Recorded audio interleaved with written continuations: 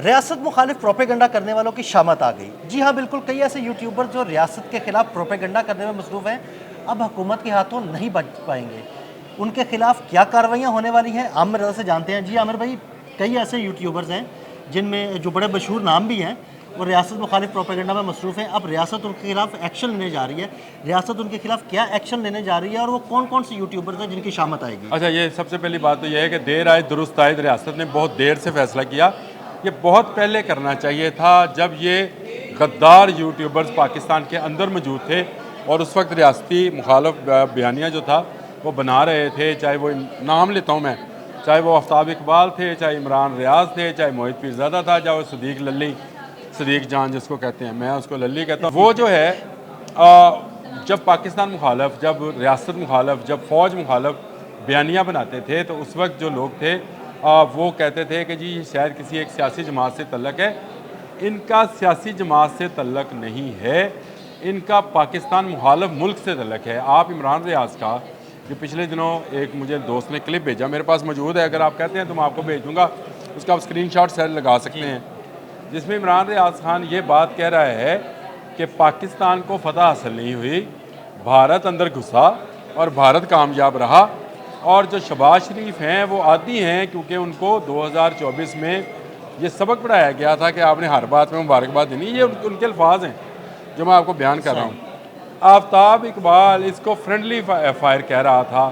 वो शख्स जो यहाँ बैठ कर टीवी के ऊपर बहुत सारे दर्स दिया करता था, इस तरह के दर्स दिया करता था कि लगता था जैसे सब सारे अखलाकियात का मंबा ये खुद है। बिल्कुल। और वो शख्स जो है एक चैनल में अपने भाई की कंपनी बनवाकर किराए की चीज़ें देकर और तबाह बर्बाद कर दिया उसको। आप चैनल का, आपको पता है, अब नाम ले रहा हूँ मैं, आप चैनल का, मुझे किसी का डर तो नहीं है, नाम ले रहा हूँ, तो ये वो लोग हैं जिन्होंने झोलियाँ भर भर कर इस मुल्क को लूटा है।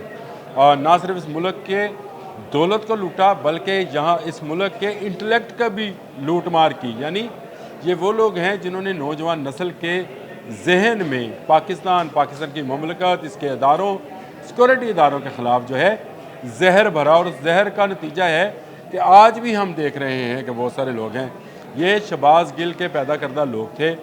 ये मुझे कहना तो नहीं चाहिए, लेकिन हमारी ही एजेंसियों के कुछ लोगों के परवरदा लोग थे और इनको तैयार किया गया था एक ऐसे झूठ को सुनहरी लबादे में उड़ाने का कि जिससे नौजवान नस्ल जो है वो आ जाए। मैं अक्सर मिसाल दिया करता हूँ, ये तमाम जिनको आप तो यूट्यूबर्स कहते हैं, मैं गद्दार यूट्यूबर्स कहता हूँ, ये गद्दार यूट्यूबर पाइप पेपर्स थे एक झूठ के।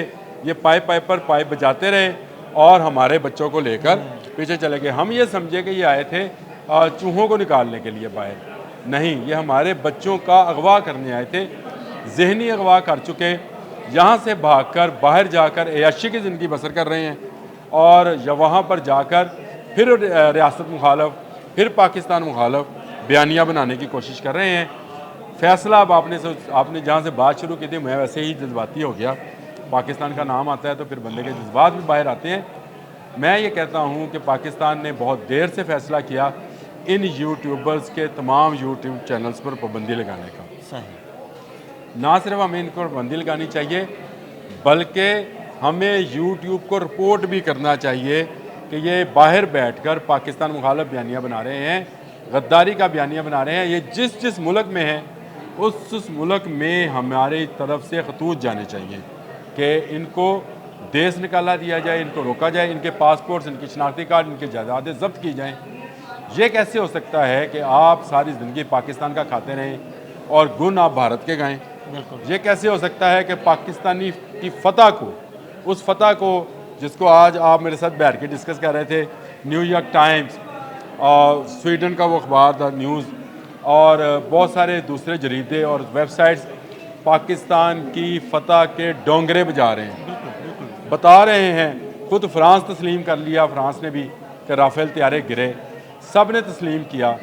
भारत में लटकी मुंडियाँ इन मोदियों की नज़र आ रही हैं, टीवी स्क्रीनों में नज़र आ रही है। नहीं तस्लीम कर रहे तो ये नहीं तस्लीम कर रहे। अच्छा देखो, मज़े की बात यह है कि ये खुद को गद्दार कहते हैं, ये पाकिस्तानी कहते हैं खुद को, सारी दुनिया तस्लीम कर रही है। सने भारत के आज राहुल गांधी ने लिख दिया ना खत, जो जहाज़ गिरे हैं उसका हिसाब दें, हाँ जी। इस जंग में जो खर्चा हुआ है इसका हिसाब दें।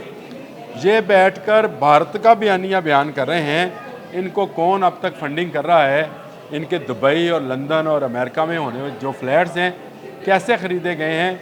मेरा ख्याल है गवर्नमेंट को अब रुकना नहीं चाहिए, इस मामले को लेकर आगे तक जाना चाहिए और इनके तमाम यूट्यूब चैनल्स को जो है बंद कर देना चाहिए।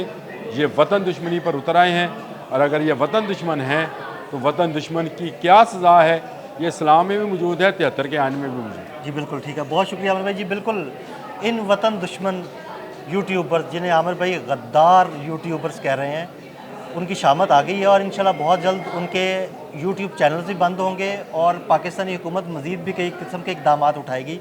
आमिर रज़ा और अदील अहमद को इजाज़त दीजिएगा। अल्लाह हाफ़िज़।